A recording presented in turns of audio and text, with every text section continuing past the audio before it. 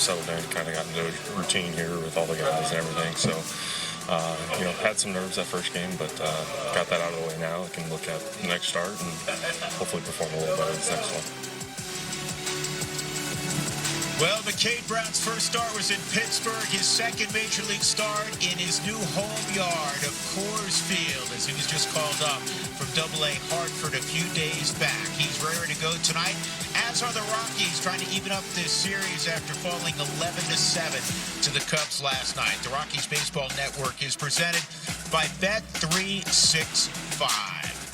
Well, you wouldn't know it looking at the field right now, but some heavy rain came through, and you know that crew led by Mark Rasm, they got everything cleaned up very quickly. With Jeff Houston, I'm Drew Goodman. Glad as always you're along with us.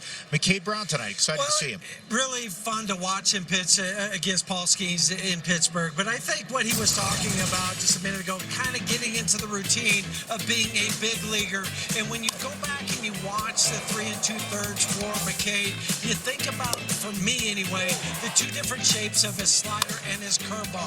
He looked very poised, not overwhelmed, and we know there had to have been a ton of nerves going up there. It's a guy that hadn't pitched above AA, but for McCade, he acted like it was just another day at the ballpark. How did he get to this point?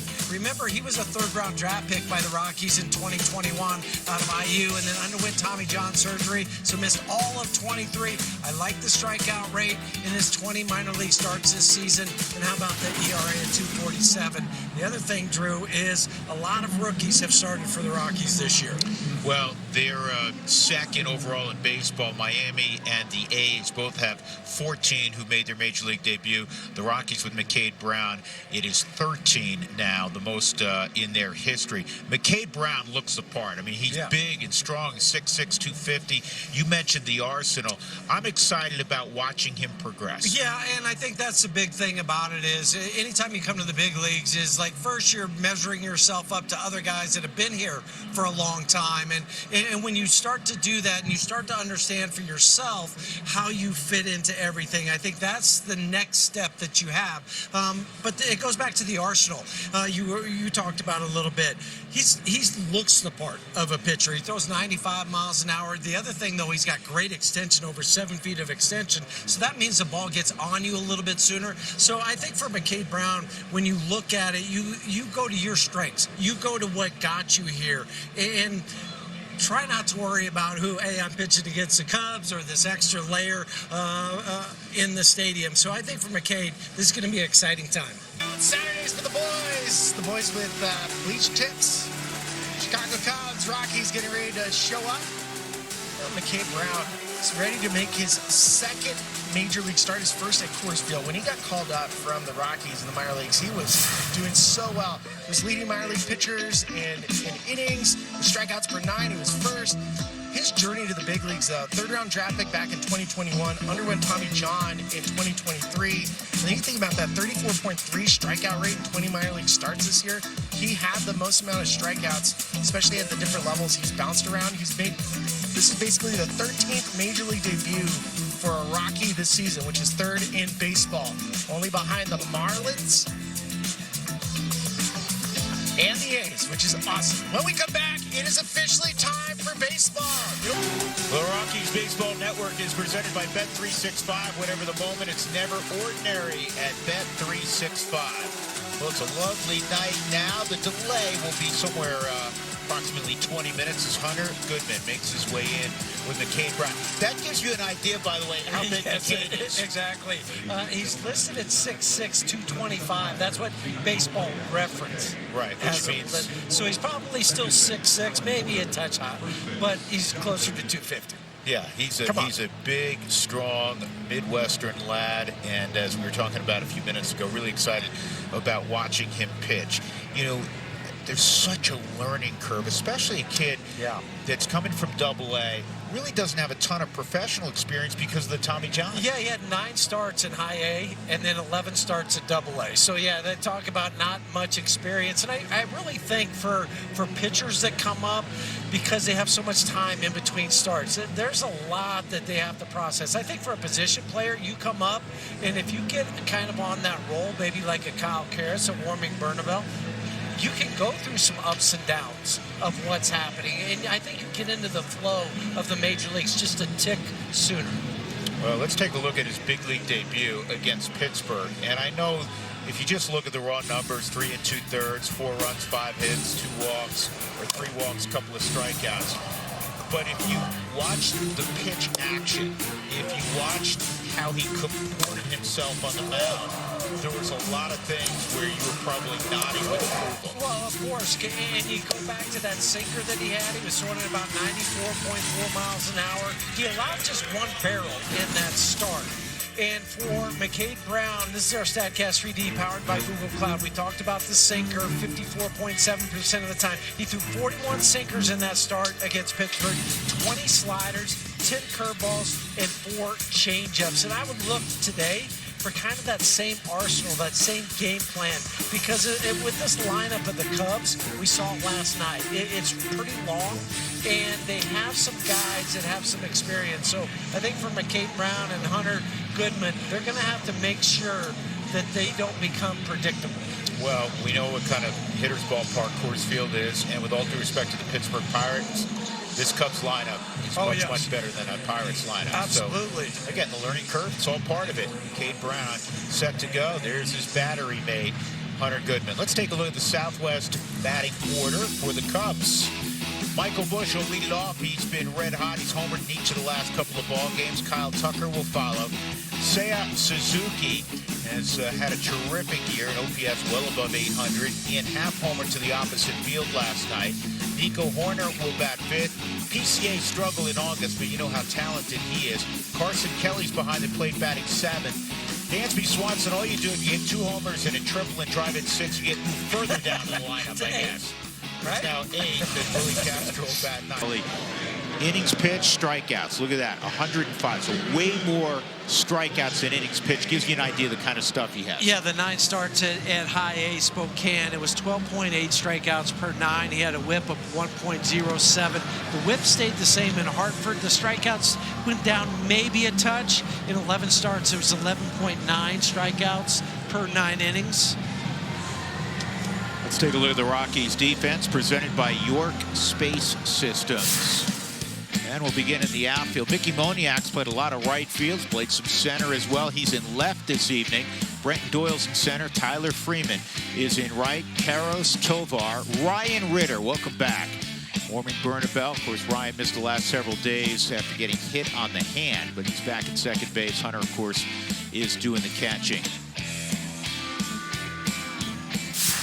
Yeah, it's good to see Ryan back out there again. You know, he was bouncing around out there because you go back to Tuesday when he was hit on the hand.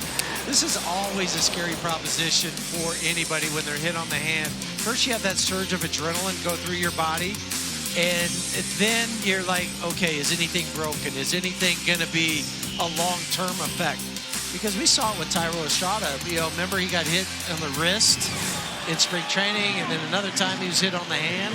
So that's scary when it starts to come up and in on you. Spilly, I think more guys are getting hit than ever before on the hands. We'll talk more sure about feels that. like it, doesn't it? It really does. Michael Busch steps up, and McCade Brown's first Coors Field pitch is in there for strike 1 at 94. So officially a 20-minute delay.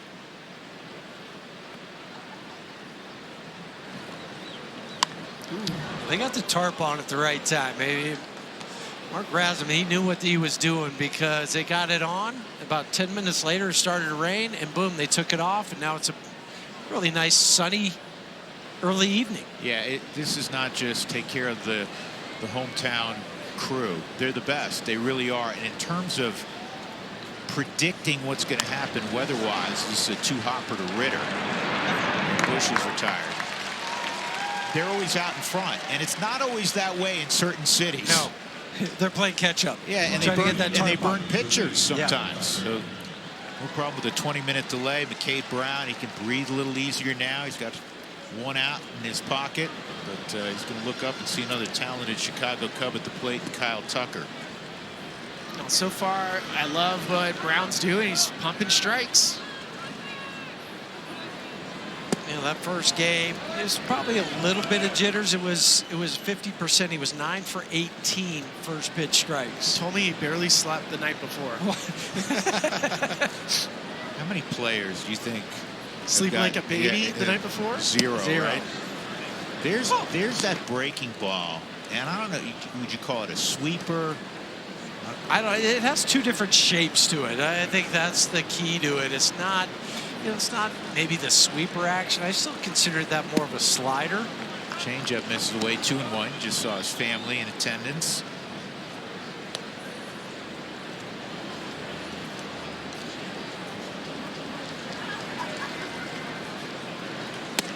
That's up and in, 3-1. Well, if you want to take a page from a young pitcher who's figured it out pretty quickly, the Cubs starter last night, McCade Horton, Billy, he fills up the zone. Yeah, he does. I mean, he just attacks.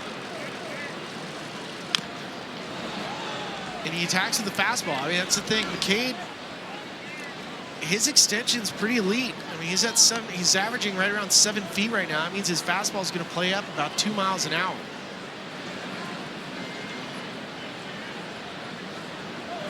Three and 2 on Kyle Tucker. I mean, this is a really good hitter, and you can see guys are getting jammed. Ball's getting on him a little bit more.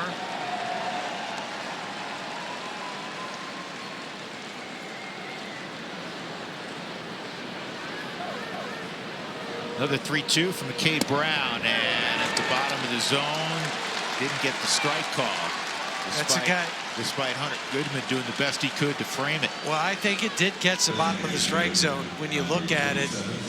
Indeed, it did. That might be the benefit of a Kyle Tucker versus a guy making his second big league start. Home plate umpires Alex McKay, John Bacon at first, Alan Porter's the crew chief at second, Jim Wolf's at third. Suzuki, 6th in the league in producing extra base hits, takes strike 1.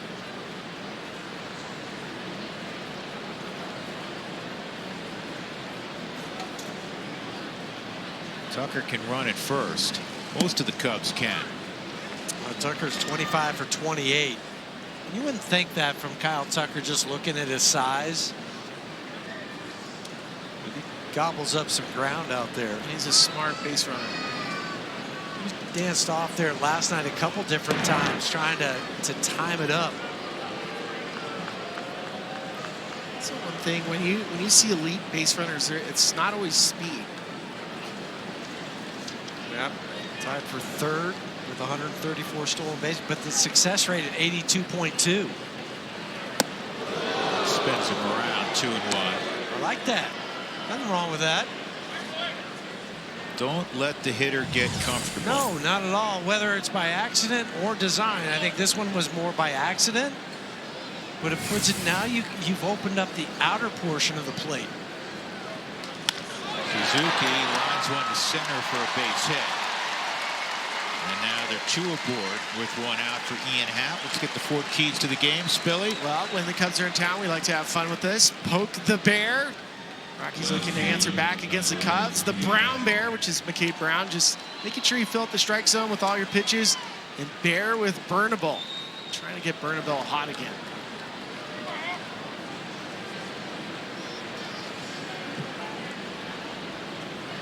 Ian Happ, former first rounder out of the University of Cincinnati.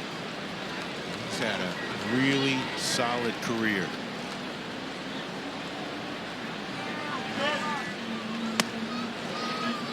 Happ works ahead, 0-1. The Cubbies last night were 5 for 13 with runners in scoring position. They come into tonight's game at 267, which is 4th in the National League. Well, they scored 11 runs last night with a 15-hit attack.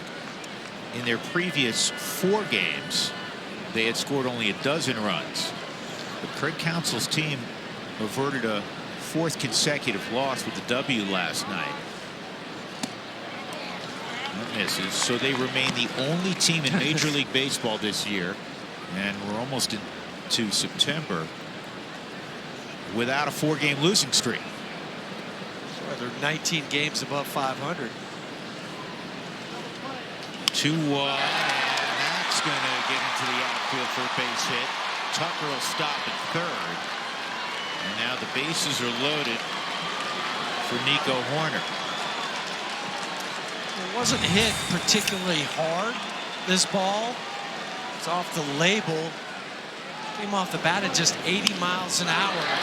And so part of the reason, because it wasn't hit hard, Kyle Tucker had to hold up and wait. He's still one pitch away from getting out of this inning. And Nico Horner is good for a ground ball. You know he's going to put it in play. He's one of the highest contact guys in the sport. And Horner, for whatever reason, burns his timeout before a pitch is thrown. What team did that recently against the Rockies? Was it Pittsburgh? I'm trying to remember. I think it was. Ball one. Remember that? Literally. Yeah. They'd all call timeout. I don't know why.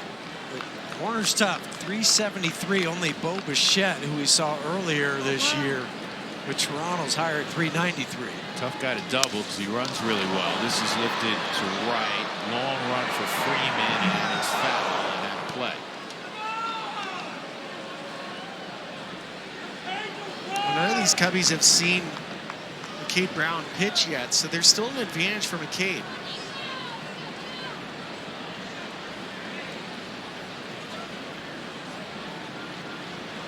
Horner had a couple hits last night. And this is to deep right center. Doyle's going to track it down. Tagging at third is Tucker. 1-0 Chicago. Suzuki will tag and go to third. For Nico Horner with his 54th RBI, professional AB. You could kind of tell the intent the whole time from Nico Horner, even though he hits the ball on the ground a lot. He was trying to elevate that one.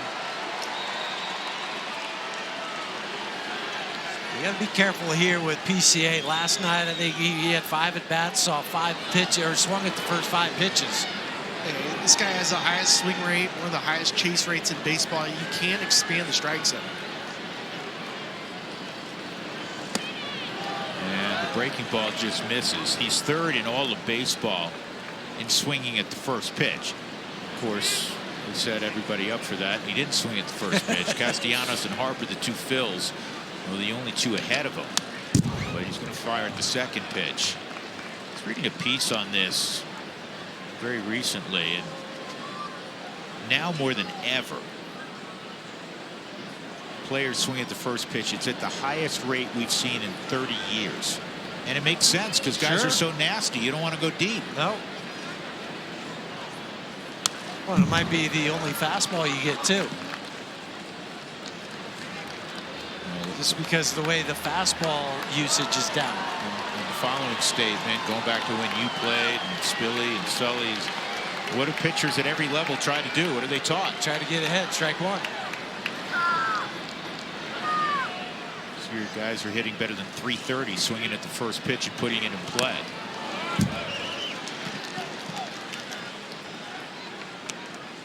The only count that has a higher swing rate by percentage is the full count. When you're at 338 on that first pitch, why not? First and third, 2 outs. See ya. And that is strike 3. So McCade able to limit the damage, 26 pitches as he gets Armstrong. 1-0 Chicago. 1-0 Cubs. Carson Kelly will lead it off against McCade Brown, making his second major league start, his first here at Coors Field.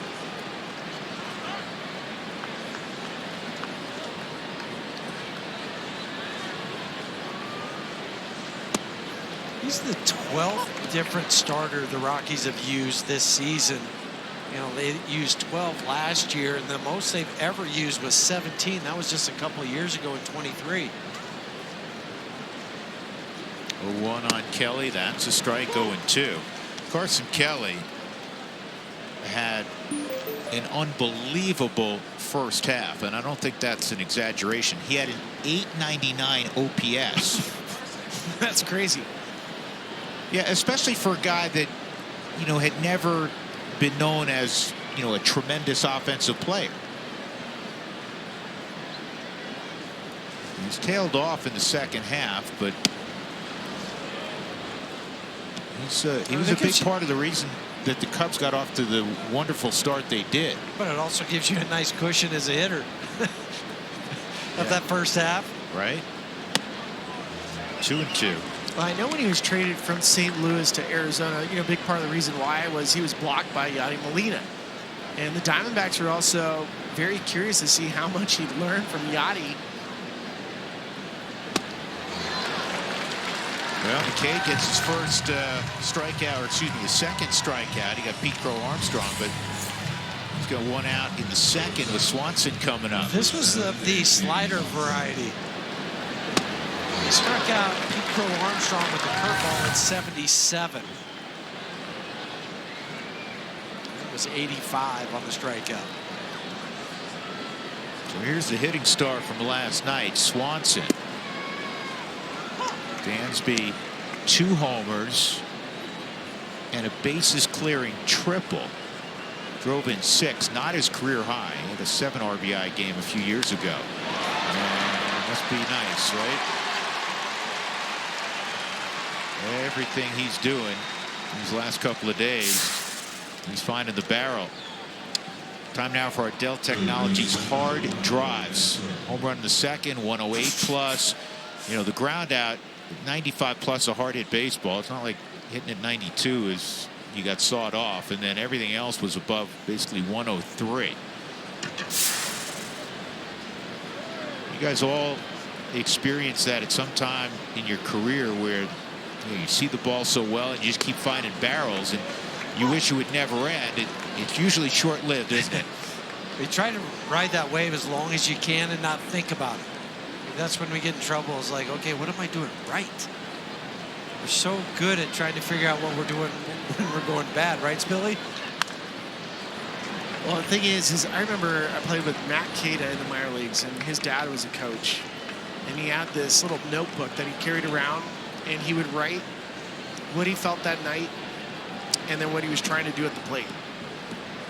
And so he had this running log that he could always go back to, and he tried not to copy the page before. So when he was right, he could go back and say, oh, I was grounded up the middle. Strike 3 on Willie Castro. Dotted that fastball for the second out. So 3 strikeouts now on 3 different pitches. That's a crossfire 95 miles an hour. Got Carson Kelly with the slider at 85 and a curveball at 77. I like it. Use all of your pitches. Michael Busch, ground ball to second. And the breaking ball's for a strike.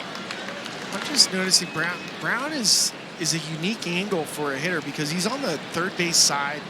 It's a bit of a crossfire. And then he has the extension. So he has about 3 things working for him. I'm going to check on Swanson. Dansby's 10 out of 13. Yeah, 2 outs, and you have a leadoff hitter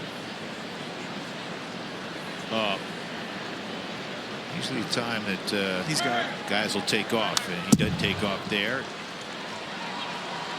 Good slide by Dansby, and he's going to laugh about it because he overslid the base, and then he said, what happened? He said, foul ball. Yeah, he was like, man, I got the world's best jump, too. Hunter's laughing about it. Where'd you swing? He had 1 strike. That's the worst, though, as a base stealer. Had it easy.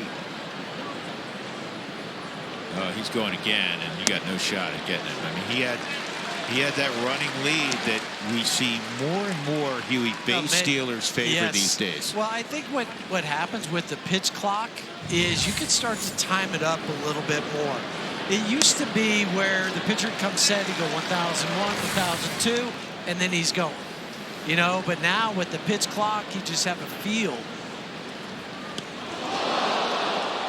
Michael Busch gets plumped.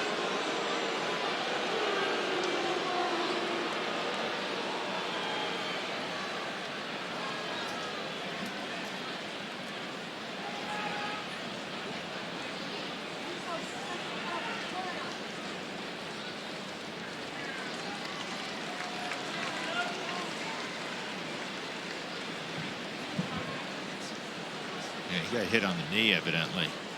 First, I thought it may have been above it on the quad. Yeah. So 2 on, 2 outs. Are they just still walking with him for moral support? Basically. Okay.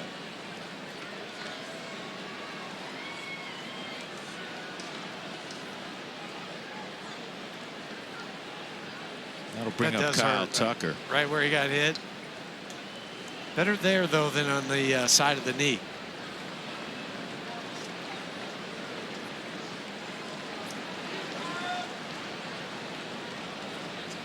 So Jose Javier basically telling him on a dirt ball, make sure Dansby takes off, if I'm interpreting that right. Yes. A trail runner, you gotta see what the guy in front of you does. Pitch number 41 coming up. Kyle Tucker walked and scored in the first. Not unusual. Tucker has a 15% walk rate. Tucker has 2 more walks than strikeouts this year.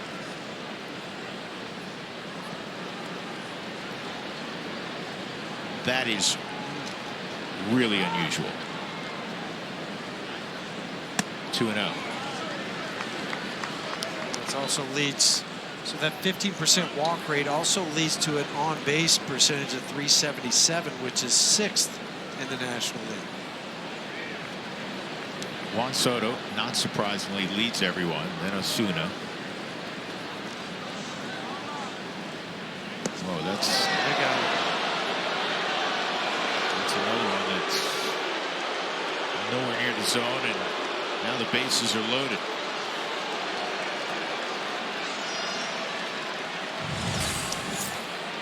This one is on the outside of the right foot of Tucker. Tried to jump out of the way, and it's the breaking pitch. Like this by Darryl Scott. Come on out. Make a 30-second breather.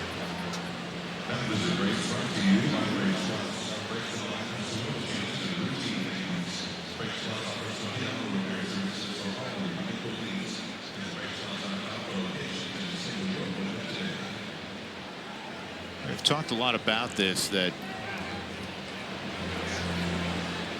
there's opportunities, a ton of them, as a young pitcher to make your mark and hopefully be part of the rotation moving forward. That is of the numerous areas the Rockies need to improve upon. Yes. The number 1 area is their rotation. Well, that's where every baseball game and every baseball team starts with. You got to have that starting pitching. Everything else falls into place. Seiya Suzuki with the bases loaded and 2 outs, and that's not close. Swanson had a base hit, a couple strikeouts around that, and it looked like McCade had a chance for a fairly quick inning. Now he's got to work out of this. That's in there. He also had 2 strikes on Michael Bush before he hit him. That's right.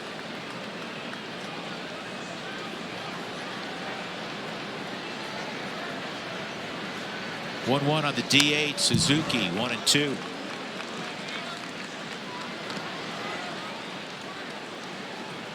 What does he go to here? I think he goes to something, maybe that slider curveball, working away from Suzuki. Yeah, he worked around that, though. 2-2. He just started to overthrow that. I mean, I still like the shape of his fastball. I like how it gets on. You can see it just doesn't finish it out in front.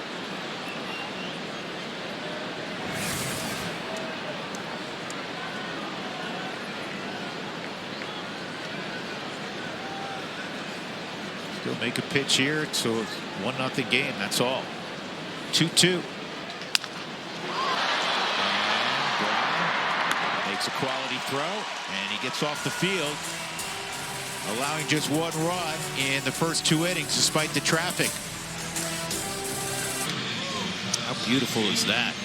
1-1 as we go to the top of the 3rd. Drew Goodman, Jeff Houston upstairs. Ryan Spilborg's making a nuisance of himself downstairs. Right. Tanner Gordon, who's going to pitch tomorrow, has been kind enough to put the headset on.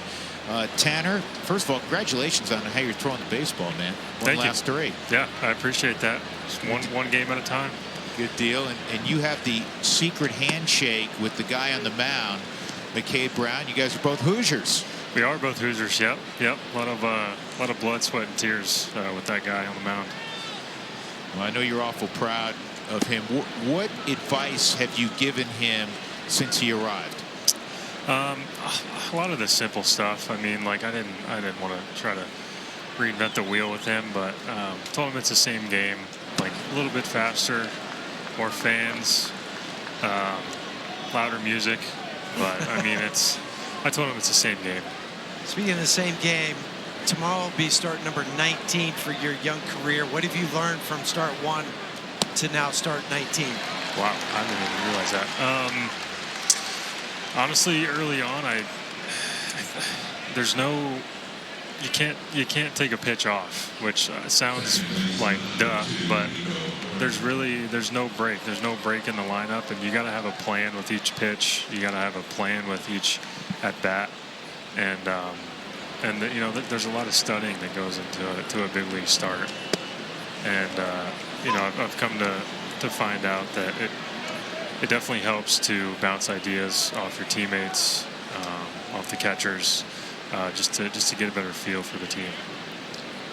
You mentioned, let's see if he turns A it. little double play. That's a good decision by Ritter. Yeah.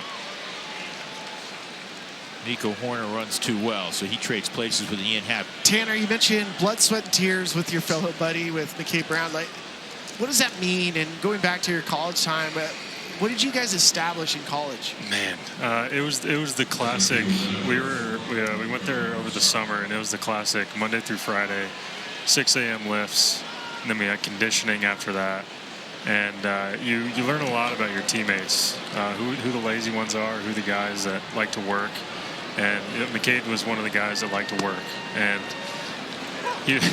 I called him a baby giraffe. I bullied him around a little bit. He was the same height, but he was about 180 pounds. So I would chest him up. I would body him. But now you can't. But now he's bodying me, so it's not very funny anymore when he does that. We were guessing. We were like 240, 250. What do you think? Yeah, he's 245. I just asked him the other day. He's got 20 pounds on me. So that was not the case 6 years ago. Ball and a strike on PCA. 2-1. So going back to the Hoosiers, you guys have become a sneaky, really good baseball program. Kyle Schwarber's your headliner. Naturally, I think he's had a pretty decent year again. But you got Fort Pogorski, Andrew Saalfrank. Saalfrank, yep. Yeah, I actually talked to Saalfrank when we were in AZ, and then while they were here the 3 days after that. He's doing pretty well. I try to keep in touch with a lot of guys that I played with. We had a junior college group chat from all the guys that went to junior college that moved on to IU. There's a handful of guys that I talked to. It was a really cool environment there, and all the coaching staff there, and just the culture there was really cool, and something I'll never forget. Quick, Tanner, for you, when McCade had all the guys, he had like 70 friends, family. How many of those guys did you know that went and saw his debut? I'm not sure. I didn't get to see the whole crowd, but my family and his family, like mom and dad, the immediate family, are pretty close. They got close through Indiana, obviously, and then now that we've been in the same organization, we've got even closer. He grew up 45 minutes from where I grew up. He was in Bloomington, Illinois. I'm in Champaign, so in terms of that, that's Go get it.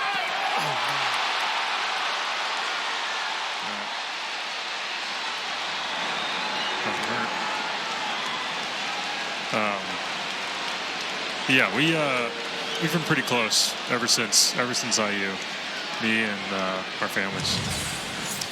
Let's just play for Mickey. Like he has it and then just has it go off his glove. Yeah, he was looking at the wall right Yeah. before. It's different when you're moving from right field to left field, just the angle going towards that wall. You don't have that in right field. You know how it's going to play out there, and he just misses it.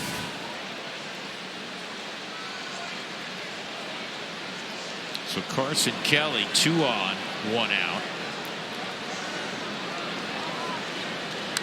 You guys get back to IU much?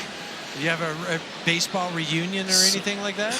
Early on, after I got drafted, I would try to go back for the homecoming weekend, and a bunch of my teammates still played there, so I would know a bunch of people. But a lot of guys moved on, and I don't know as many guys there as I did back then. Obviously, I know the head coach, but they have a really nice golf course there. It's not easy, but I like to go challenge myself with me and my buddies. Drive over there early October after the season and play some golf. Well, the Hoosiers snuck it out today over. Yeah, that's it. Snuck it out is a good. Yeah, that's a good term. Would they hang half a hundred on ODU? No, 27, I think. It's 27-14. Yeah. Wow. Yeah. Good Signetti. Let's go. I know. Yeah. Sick. I think he's got like 50 new players, by the way, something like that. Yeah, he's got a lot. He did. Yeah. 1-1 on Carson. And here's your double play ball. There's 1. There's 2. All right, go give your buddy a high five and a hug. Got it. Yeah, Hey, Tanner, good luck thanks, tomorrow, man. Tanner. Good luck. Get after him tomorrow. Make it 4 in a row. Gotcha. Thank you, fellas.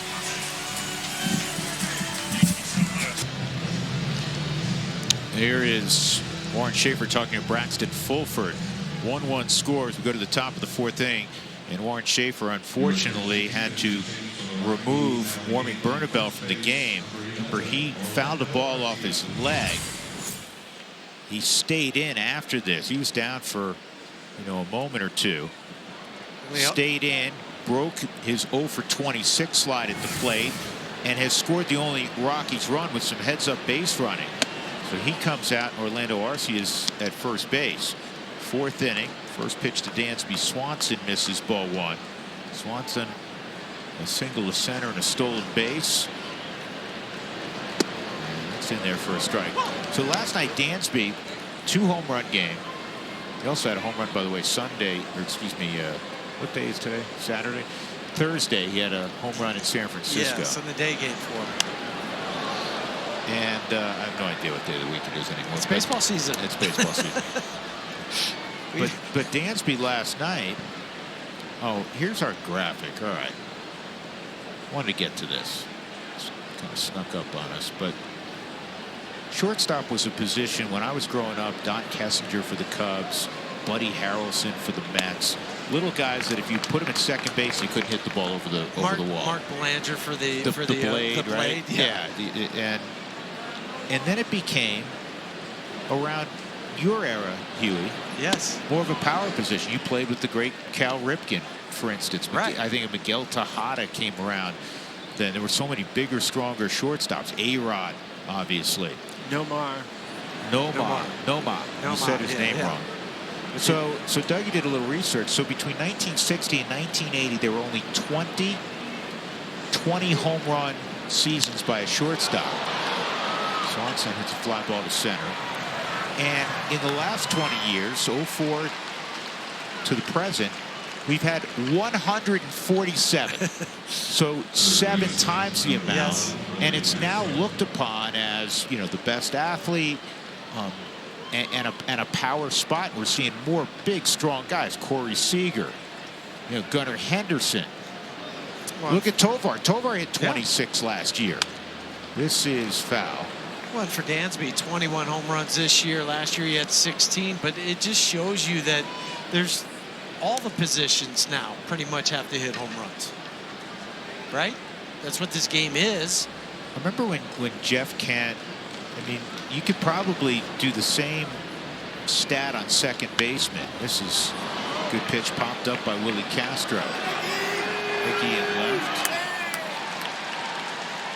And Joe Morgan hit some home runs. I'm trying to think of other second basemen, but it became a power position with Kent, with Dan Ugla. I go back to Ryan Sandberg. I mean, Ryan Sandberg, I was like, I didn't know second basemen were allowed to hit from power. That's a great Good point. one. Line drive right at Ritter. So a much needed quick 1-2-3 inning for McCade Brown. Just a handful of pitches. From last night, 11-7 final. It's 1-1 in the 5th inning. Kyle Tucker facing McCade Brown. Brown coming off a 1-2-3 4th. 7-pitch 1-2-3 4th. Well, 1 on Tucker. 2, 3, and 4 in the Cubs lineup. Yeah, he needed that to get back on track at just 72 pitches now for McCade. 2-0. Tucker a walk and was hit by a pitch.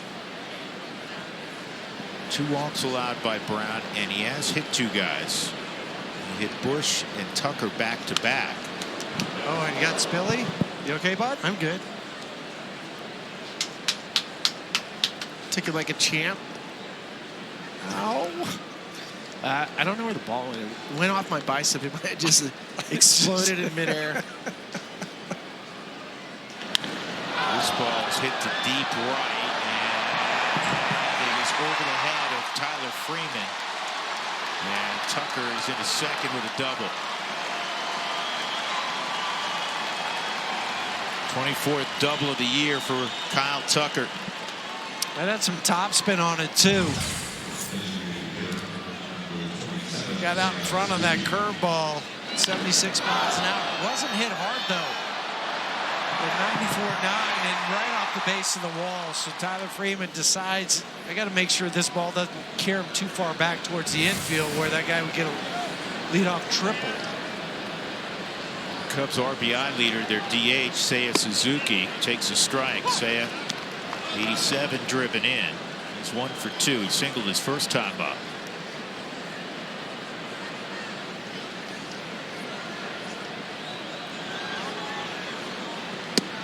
Did he go?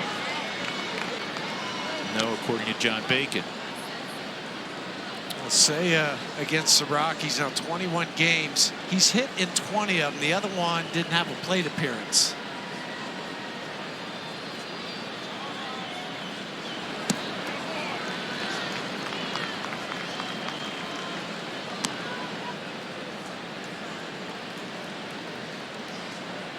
Jimmy Urget's up in the bullpen for the Rockies.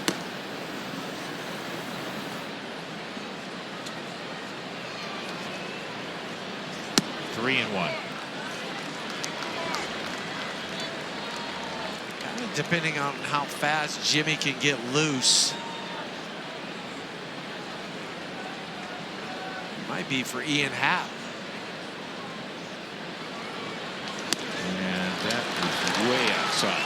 So Suzuki to first. You have a force all around with Happ coming up.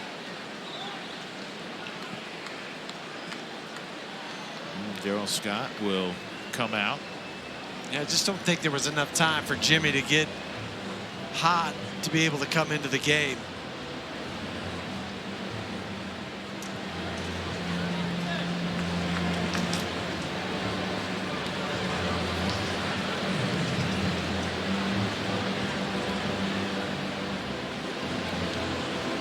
Cubs began the day in second place, 6.5 behind Milwaukee. Milwaukee won again in Toronto today,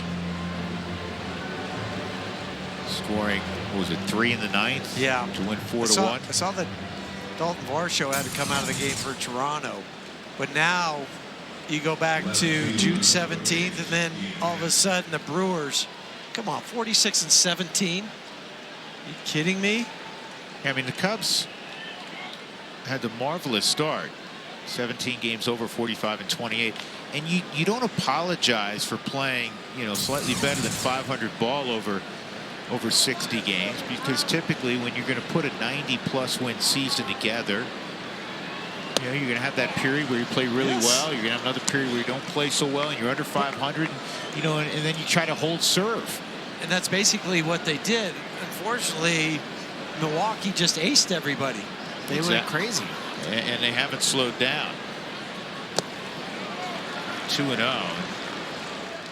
Really pulling hard to that glove side. Just pulling off of it. Yeah, we've talked a little bit about this with Chase Dolander, another young, really talented guy like McCade Brown that, you know, sometimes their misses are so large. This is a broken bat foul ball that you guys as hitters do. You know, it's easy. It's right out of the hand. You're like, oh, that's not close. Well, this is where it's really hard for a young player, pitcher to slow the game down. Because when it starts to speed up, you're instinctually start to speed up too. I'll tell you what, for all the traffic, McCade has been able to wiggle out of it. Well, in that first game, it was 3 for 5 with runners in scoring position against McCade. And tonight, being able to wiggle out 1 for 4. 2-1 on Ian Happ. Back to center field. Doyle going back, still going back. It's over his head. And a green light now for Kyle Tucker, and he'll score. And it's 2-1 Chicago on the double by Happ. The 60th RBI. A 26 double for Ian Happ. Change up, but notice the location. It is about belt high. That's why it came off the bat at 104.9 miles an hour. And Glover goes back there, understands he's going to run out of real estate.